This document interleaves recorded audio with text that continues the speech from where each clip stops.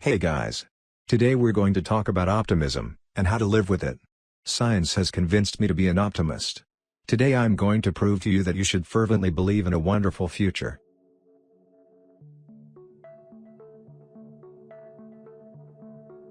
Check out this graph. When you are unwell, the vertical line shows how many times you cough in 10 minutes, and the horizontal line shows minutes. When the cough medicine is applied, this occurs. You would anticipate that your coughing would be 5 times less after roughly an hour and a half. Does the medication actually work?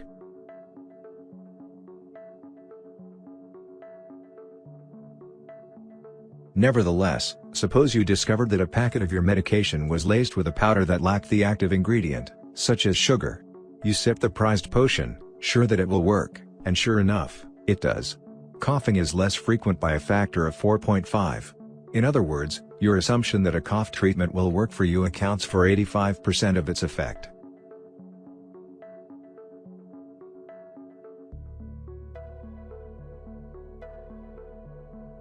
Consider one more instance. A 2012 investigation. The subjects were given an immune-suppressing drug and a sweet beverage. B for a number of days. The immunosuppressants functioned as intended, but unexpectedly, the active ingredient was just taken out of the drink, leaving only the soda. The immune system wasn't restored, despite what you'd expect. Trial participants are convinced that their immunity is still being suppressed since they are continuing to consume immune-suppressing substances. To put it another way, humans are lowering the functioning of the body's primary defense mechanism by mental force, conviction, and conviction. And it doesn't just work with immunity.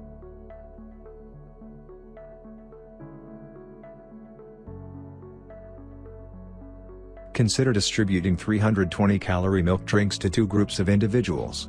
Nevertheless, to one group I report that this drink is advertised as a diet drink and contains 160 calories. The final conclusion is this. The deceived group will be much more voracious. And it's not just an arbitrary feeling of hunger, they will have an order of magnitude higher concentration of the hormone ghrelin. That's what causes hunger. So, these people's bodies were actually feeling hungry because they convinced themselves that they were hungry. This, as you probably already know, is called a placebo.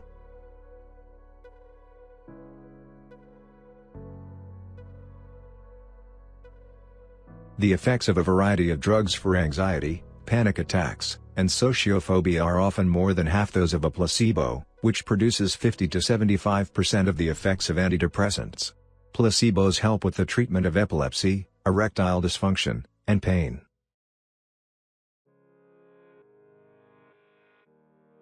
The placebo has fairly substantial physiological effects on our bodies. It is not merely a psychological ploy. Consider a surgical procedure in which the only thing the surgeon does is make an incision. It's ridiculous, yet some of it helps with the symptoms. Using knee osteoarthritis as an illustration. Although it cannot be cured, surgery can be performed to lessen the pain. Now, the fake operation is identical to a genuine surgery and frequently performs even better than the most powerful drugs.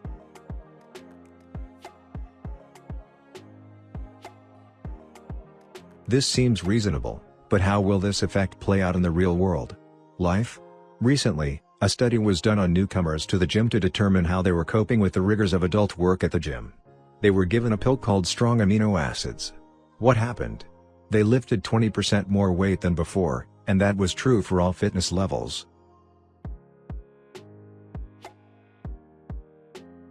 Even expert powerlifters increased their lifts by 8% when they were told they were taking steroids.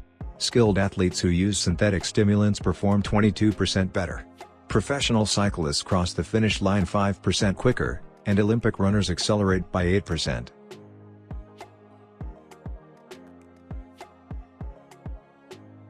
Well, muscles are more efficient, but we don't live in a force-based society. What about intelligence? You do get smarter from the placebo, yes. The majority of brain-improving memory and intelligence simulators that claim to raise IQ perform exactly like a placebo. And this effect has been observed for a very long time, since researchers told one group of test subjects that electrical stimulation of the brain enhances cognitive function. The test participants accepted this and became smarter.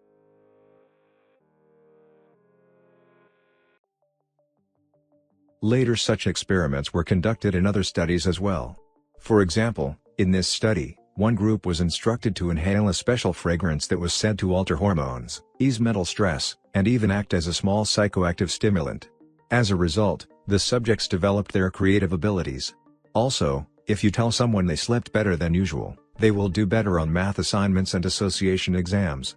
Working memory, attention, and many other things improve under the influence of placebos.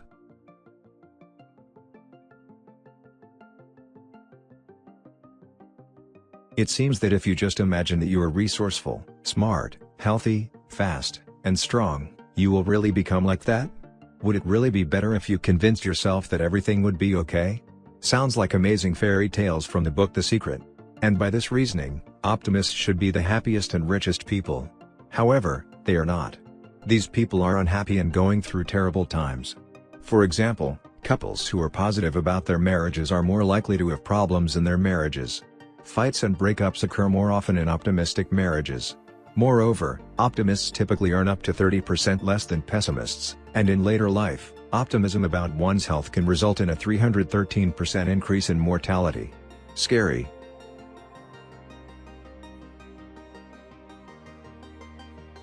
I still want you to remain an optimist, but why is that? The truth is that there are several types of optimism.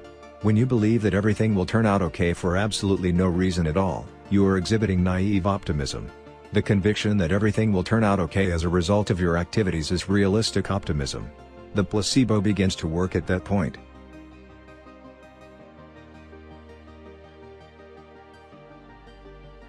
Remember that a placebo always comes with an action. You take a pill, pretend to have surgery, put on special shoes, and then work harder than usual to improve your condition. You really are capable of much more than you first think, so it's not because of the universe or magical powers.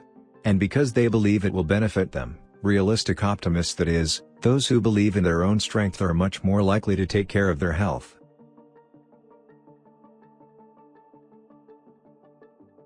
It also benefits them in general. For example, it stops the progression of cardiovascular disease, which ultimately increases their life expectancy. Realistic optimists have a 15% longer life expectancy. Oh, and it turns out that couples of right optimists end up about 30% more satisfied with their marriages than everyone else. The incomes of realistic optimists are also pretty decent. Frostbank's analysis found an almost linear correlation between a positive outlook and financial stability. Optimists are more likely to advance in their careers and make wiser financial choices.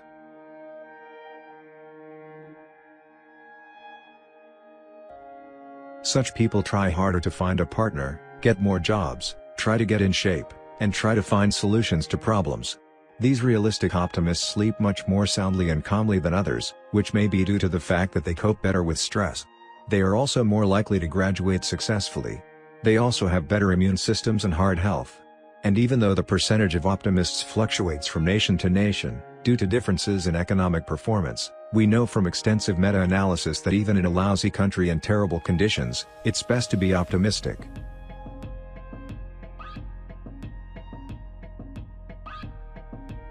This has been studied in a variety of settings with survivors, caregivers, people facing difficult life circumstances, and sick people.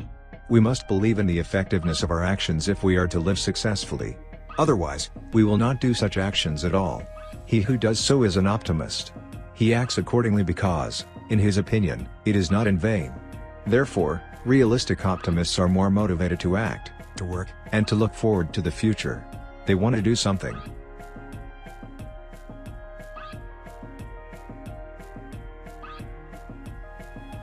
So, let's all get in a positive mood. But how? To begin with, it's doable. Pessimists by nature do not exist. Some people like to play this role. Secondly, to improve your mood, it is enough to try to think positively, to think about the future, so that negative thoughts cause you to think positively. Express optimistic intentions, write positive thoughts in a notebook, engage in positive interactions with other people. The world can be a harsh place, but whenever you accept a job, think you can do it. Not because the pink universe is helping you, but because you can do anything.